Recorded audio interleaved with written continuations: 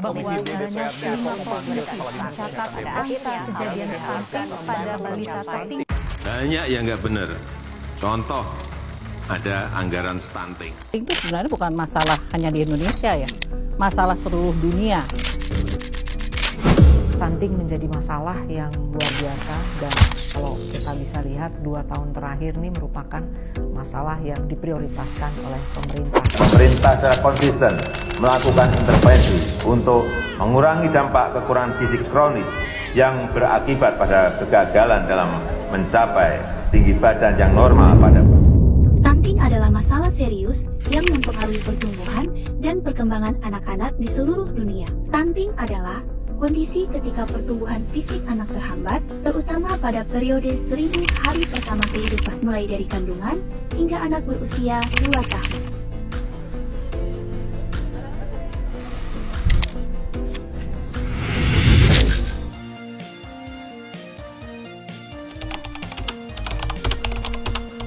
Hai, aku Alicia. Hai, aku Francis.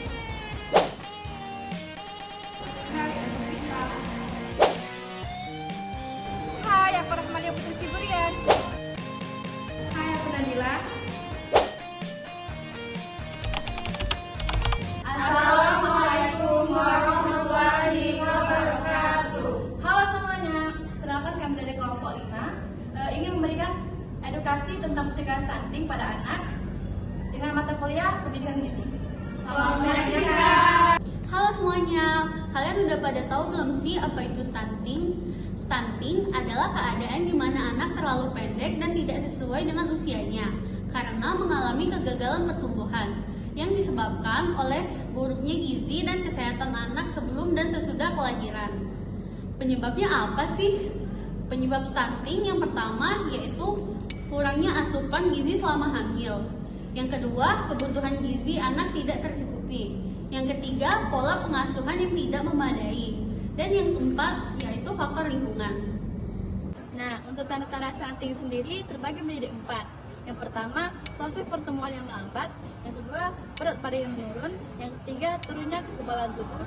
Dan yang terakhir, lambatnya pertumbuhan gizi. Dampak stunting terbagi menjadi 2. Yang pertama di dalam jangka waktu yang pendek dan yang kedua dalam jangka waktu yang panjang.